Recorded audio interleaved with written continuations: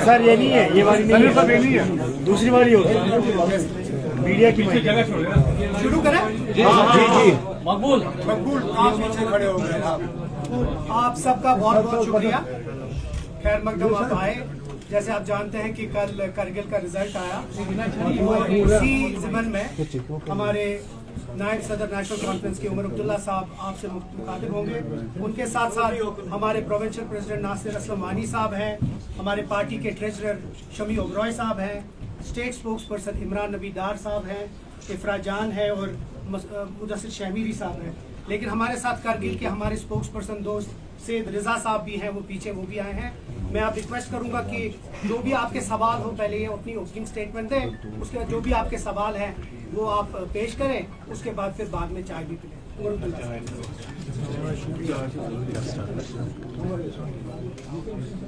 सबसे पहले तो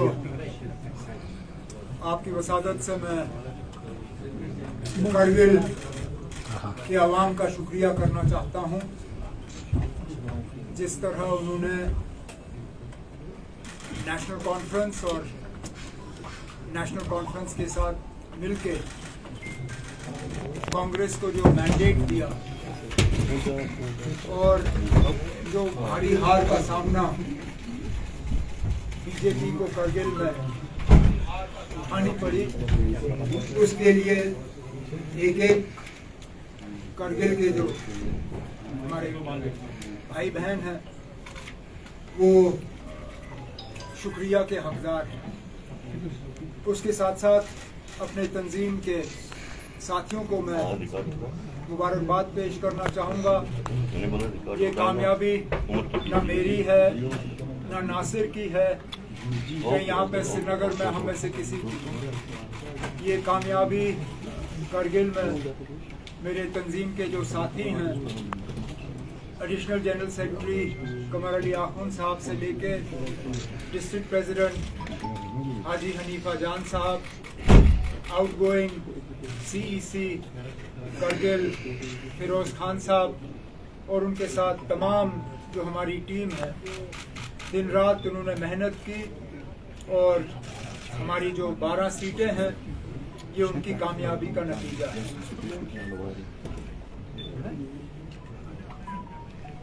मैं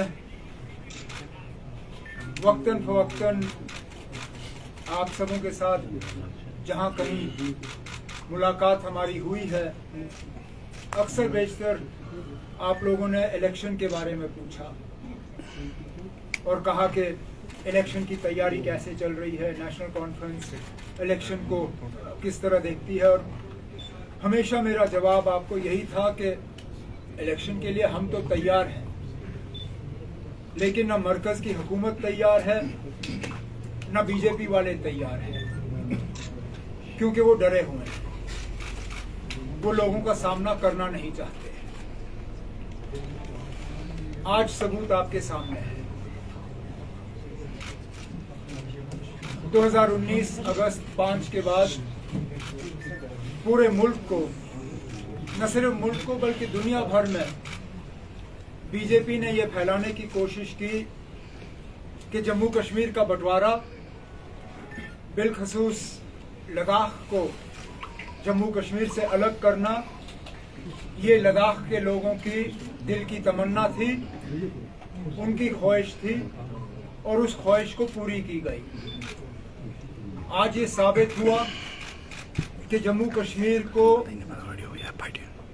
उसका बाइफरकेशन करना, लद्दाख को जम्मू कश्मीर से अलग करना, जितना ये हमें कश्मीर में बुरा लगा, जितना आज हम कहें कि जम्मू को भी ये पसंद नहीं आई बात, इतनी ही ये बात जो है करगिल के लोगों को खटकती है। अब बीजेपी वाले आपको शायद ये कहने की कोशिश करेंगे कि वहां जी मुसलमान अक्सरियत है इसलिए नतीजा इस तरह रहा। तो पहले तो मैं उनसे पूछूंगा, क्या फिर लद्दाख का बंटवारा सिर्फ मजहबी बुनियाद पे हुआ? क्या सिर्फ मजहब देख के हुआ? और अगर इस सारे चीज को आप मजहब के तराजू में तोल रहे हो तो फिर आप शायद भूल रहे हो कि लद्दाख खित्ता भी मुसलमान अक्सरियत है। बेशक वहां बौद्धों की आबादी जो है कम नहीं है, लेकिन अक्सरियत लद्दाख में जो है मुसलमानों की है।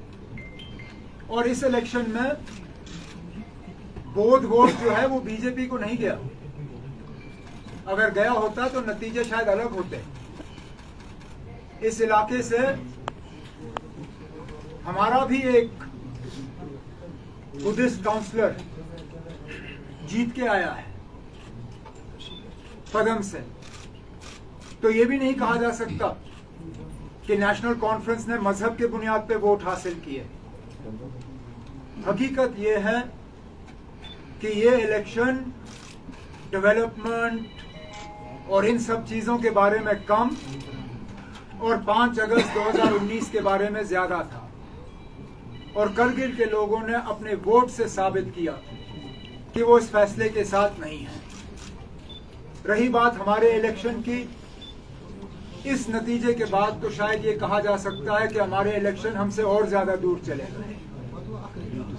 अभी तक तो हमें ये उम्मीद दी जा रही थी कि असेंबली के इलेक्शन नहीं होंगे, लेकिन सुप्रीम कोर्ट में जब 370 को लेके बात चल रही थी तो वहां पे हुकूमत के तरफ से ये कहा गया था कि पंचायत और अर्बन लोकल बॉडीज के इलेक्शनों की तैयारी की जा रही है। लेकिन पिछले दिनों दिल्ली में होम मिनिस्टर साहब की मीटिंग के बाद जो रिपोर्ट्स देखने को मिल रही हैं, उनके मुताबिक लगता है कि अब ना पंचायत इलेक्शन करने की इनको हिम्मत है, ना बल्दियाती इलेक्शन करने की इनको हिम्मत है। शायद इनका बस चलता तो ये यहाँ पे ये पार्लियामेंट का इलेक्शन भी नहीं कराते, लेकिन पार्लियामेंट इलेक्शन इनकी मजबूरी बन गई है। मुझे बीजेपी से इसका ज्यादा गिला है नहीं। सियासी पार्टी है, हर चीज में अपना फायदा और नुकसान देखेंगे। अगर मुझे गिल्ला किसी से है तो वो इलेक्शन कमीशन से है। आज भी बड़े अफसोस से कहना पड़ता है कि जब चीफ इलेक्शन कमिश्नर से जम्मू कश्मीर के इलेक्शन के बारे में सवाल किया गया अभी सुबह के प्रेस कॉन्फ्रेंस में, तो उनका जवाब ये था कि जम्मू कश्मीर के इलेक्शन के बारे में फैसला तमाम हालात को देख के लिया जाएगा, आफ्टर कंसिडरिंग ऑल फैक्टर्स। मैं उनसे पूछना चाहता हूं, व्हाट आर द फैक्टर्स? क्योंकि हमें जो लगता है there is only one factor, that is fear factor. वो बीजेपी को जो फियर फैक्टर है, बीजेपी वाले इससे पहले राजभवन के पीछे छुपते थे, अब चीफ इलेक्शन कमिश्नर के पीछे भी छुपना शुरू कर गए हैं।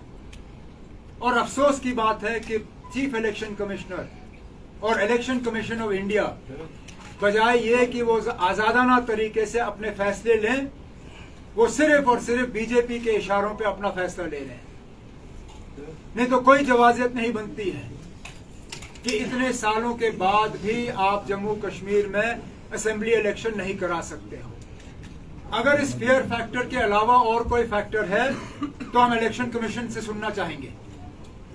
क्या यहाँ पे इंटरनल सिक्योरिटी हालात जो हैं इस हद तक बिगड़ गए हैं कि अब आप इलेक्शन कर नहीं सकते?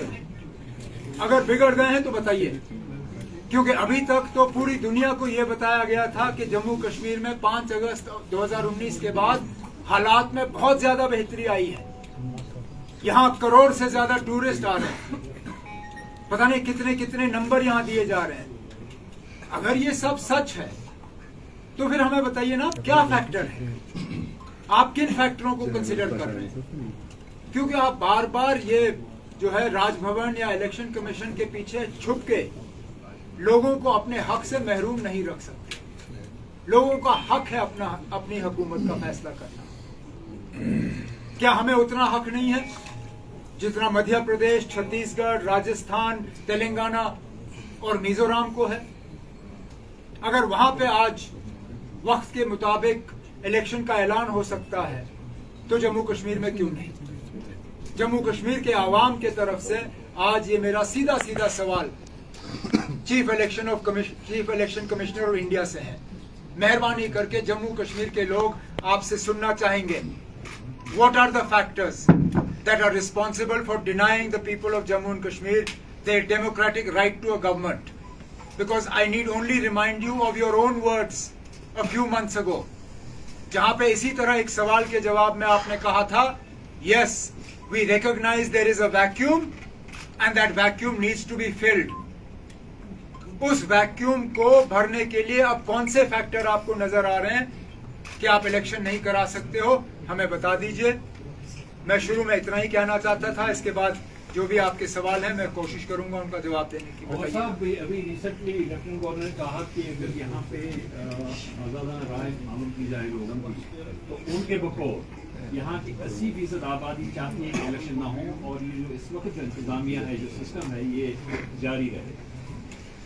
ना, पहली बात तो ये कि मुझे नहीं मालूम अगर आपने देखा होगा, लेकिन मैंने जरूर ये देखा है कि गवर्नर साहब को 80 का नंबर है उससे बड़ा शौक है, हर चीज में 80।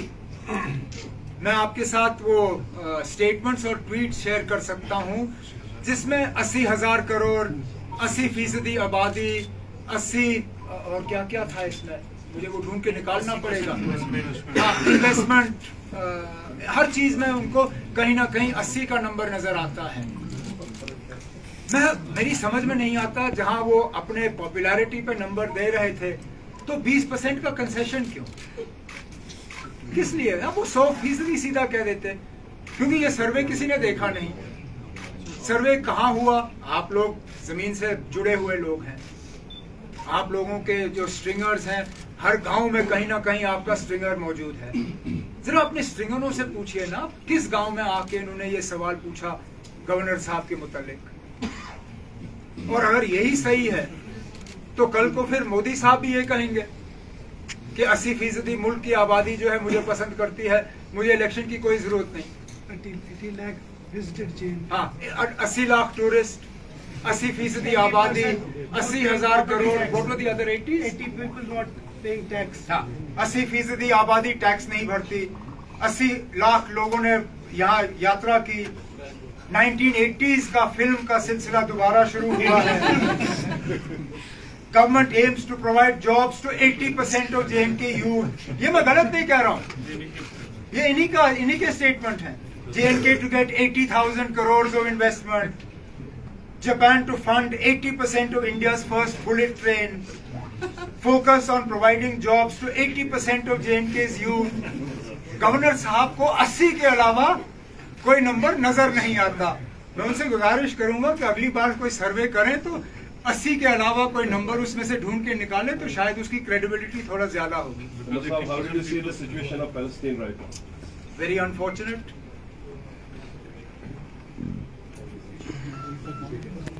We are seeing deaths on both sides. At the end of the day, in any violent situation, whether it is in the Middle East, whether it has been in Jammu and Kashmir, wherever you see violence, ultimately the ultimate sufferers are always the innocent people. We can only hope and pray that the situation is brought as close to normalcy as early as possible, that violence is ceased, and that in this somehow the suffering of innocent people can be brought to an immediate stop. This is the problem of Palestine and Israel is not a new one. It's a protracted conflict. Sometimes it flares up, sometimes it subsides, but in all this, it is the death and suffering that causes the most heartache, and we can only hope and pray that peace returns to the area as quickly as possible. Thank you, sir. how would you like to answer the BJP's claim that your party practices dynasty politics, especially considering your performance in the Ladakh contemporary elections? मुझे सियासत में अब 22-23 साल हो गए ना। मैंने कितने इलेक्शन लड़े हैं, जीते भी हैं, हारे भी हैं। अगर इसके बाद भी मुझे इस सवाल का जवाब हर प्रेस कॉन्फ्रेंस में देना पड़े तो फिर क्या फायदा। आखिरकार इन चीजों का फैसला हम नहीं करते, आवाम करती है। जिस वक्त आवाम नेशनल कॉन्फ्रेंस को नहीं चाहेगी, वो नेशनल कॉन्फ्रेंस के अलावा किसी और को अपने वोट जो है देंगे। जहां तक नेशनल कॉन्फ्रेंस की क़यादत का सवाल है, हम बीजेपी वालों को तो नहीं कहते ना कि उनका लीडर कौन बनना चाहिए। मैं कौन होता हूं बीजेपी वालों को कहने के लिए कि उनका सदर कौन होना चाहिए। इसी तरह बीजेपी वालों को कोई हक नहीं है ये तय करने पे कि नेशनल कॉन्फ्रेंस का सदर कौन बने। ये हमारे मेंबर तय करते हैं। हमारी सालाना मेंबरशिप होती है, मेंबरशिप के बाद हमारे इलेक्शन होते हैं। इलेक्शन में हम खुली छूट देते हैं कि जो भी पार्टी के ओहदों के लिए इलेक्शन लड़ना पसंद करे वो आ जाए मैदान में। मैं आज भी कहता हूं, अगली बार जब नेशनल कॉन्फ्रेंस की सदारत का इलेक्शन होगा, नेशनल कॉन्फ्रेंस के अंदर या नेशनल कॉन्फ्रेंस के बाहर, बीजेपी से कोई आए, अगर उनको इतनी नफरत है हम लोगों से, वो चाहते हैं कि हम अपनी पार्टी की सदारत से हटें, वो आके मैदान में उतरे, लड़े इलेक्शन। देखें, अगर मेरे वर्कर जो हैं इस बात से नाराज हैं कि मैं एक खानदान से ताल्लुक रखता हूं, वो उनको वोट दें, मुझे कोई गिला नहीं होगा। जो आप ये पेश करेंगे जो कार्यक्रम में रिजल्ट हुआ आपके हक में, तो ये एक रेफरेंडम है अगेंस्ट आर्टिकल 70 एब्रोगेशन। पर 2020 में लेह में सेम इलेक्शन हुए थे, उसमें बीजेपी उस वक्त लेह में लोगों की नाराजगी, पोलराइजिंग की, अगर पोलराइजिंग की बात होती तो हमें पदम सीट जो है हम नहीं जीतते, और कांग्रेस भी जो है ज़ांस्कार इलाके से वो सीट नहीं जीत पाते। मैंने इस बार कहा आपसे, इस बार वो पोलराइजेशन नजर नहीं आई।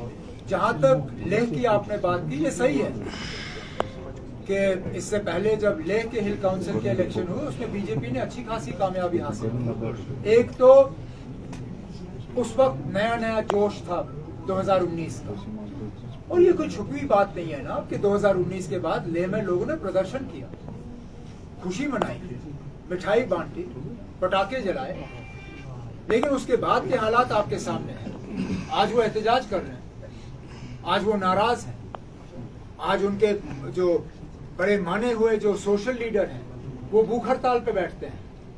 आज तो मुझे ये लगता है कि अगर आज के दिन पे पार्लियामेंट इलेक्शन हुआ तो जो आपका सिटिंग बीजेपी का कैंडिडेट है वो दोबारा जीत के नहीं आएगा।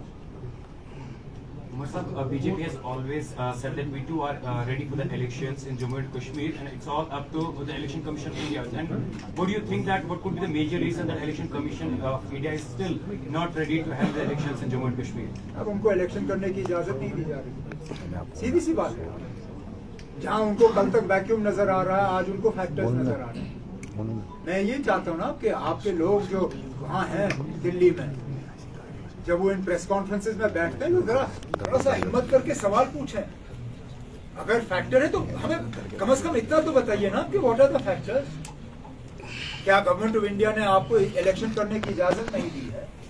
क्या वो आपको सिक्योरिटी प्रोवाइड नहीं कर रहे हैं? क्या वो आपको वोटिंग की मशीन नहीं दे रहे हैं? क्या फैक्टर है, हम भी जानना चाहेंगे। क्या इतने खराब हालात हो गए हैं कि अब 96 के मुकाबले में आज आप इलेक्शन नहीं करा सकते? क्या आपके हालात 2014 के फ्लड्स के बाद और ज्यादा खराब हो गए? उस वक्त तो फ्लड्स के बाद आप बड़ी शिद्दत से इलेक्शन कर रहे थे। मुझे याद है मैंने उस वक्त गवर्नमेंट ऑफ इंडिया से गुजारिश की थी, मैंने कहा मुझे कुर्सी पे बैठने का इतना खास शौक है नहीं, आप गवर्नर रूल ही रखिए, लेकिन कम से कम इलेक्शन को डिले करिए ताकि लोग पानी से बाहर आए, अपने मकान दोबारा बनाएं, अपने बिजनेसेस दोबारा कायम करें। और उस वक्त गवर्नमेंट ऑफ इंडिया ने कहा कि नहीं, we can not delay elections by even one day. वो फैक्टर नहीं था, लेकिन आज उनको अचानक फैक्टर नजर आ रहे हैं। ये इलेक्शन कमीशन को आखिरकार जम्मू कश्मीर के लोगों को जवाब देना होगा कि वो यहाँ के लोगों को जमहूरियत से महरूम क्यों रख रहे हैं। उमर साहब, जम्मू की मीटिंग के बाद फारूक साहब ने कहा था कि 10 तारीख से प्रोटेस्ट होगा डेमोक्रेटिक राइट्स के लिए। क्या अब नौबत अब यहाँ पे आ गई है कि इलेक्शन के लिए भी पॉलिटिकल पार्टीज को सड़कों पे आना पड़ेगा? लग तो वही रहा है ना, लग तो वही रहा है। हमें मजबूर किया जा रहा है कि हम अब अपने डेमोक्रेटिक राइट्स के लिए अब एहतजाज करें, प्रोटेस्ट करें, जो चीज हमें ऑटोमेटिकली एक हक के तौर पे मिलना चाहिए था। यही तो बात समझ में नहीं आती, क्यों हमें उस तरफ धकेला जा रहा है और कोई सच बोलने के लिए तैयार नहीं। एक दूसरे पे ये लोग कहते हैं, ये मतलब एक दूसरे को ये जिम्मेदार ठहराते हैं। सुप्रीम कोर्ट में सोलिसिटर जनरल ऑफ इंडिया ने ये साफ तौर पे कहा कि हम इलेक्शन के लिए तैयार हैं, इलेक्शन कमीशन को फैसला करना है, इलेक्शन कमीशन को इलेक्शन कंडक्ट करना। मैं खुद उस वक्त सुप्रीम कोर्ट की प्रोसीडिंग्स को सुन रहा था। मुमकिन है कि आप में से कई उस वक्त उनको फॉलो कर रहे थे।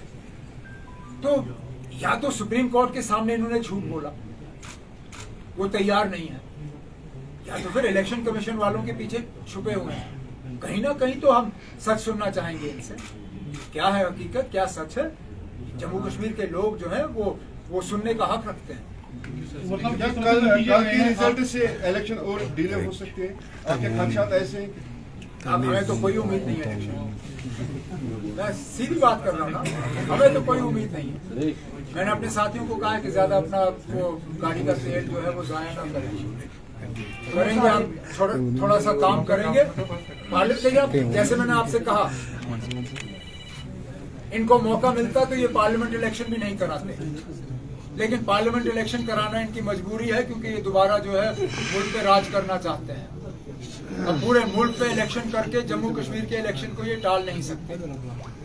अगर इनकी मजबूरी नहीं होती तो ये शायद पार्लियामेंट का इलेक्शन भी यहाँ नहीं कराते। मुझे लगता है नौबत यहाँ तक आई है। जिस तरह से नतीजे सामने आए हैं, नेशनल कॉन्फ्रेंस और कांग्रेस ने अच्छी जीत हासिल की है, क्या कभी अगर चुनाव होते हैं यहाँ पे असेंबली के, क्या आगे जो है आप कांग्रेस के साथ यहाँ पे कोई गठबंधन करने का सोचेंगे चुनाव के लड़ने के लिए? फिलहाल तो इंडिया अलायंस में जहां तक मुझे मालूम है सीट शेयरिंग की कोई बात शुरू नहीं हुई है।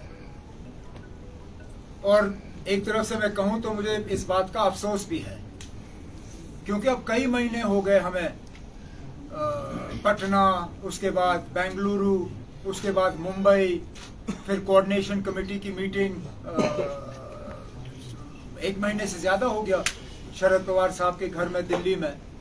लेकिन जब मैं बाकी पार्टियों के जो मेरे दोस्त हैं उनसे मालूम करने की कोशिश करता हूं कि कहीं पे आपकी सीट शेयरिंग पे कोई बातचीत शुरू हुई है, तो वहां से सुनने में आता है कि नो डिस्कशन हैज स्टार्टेड।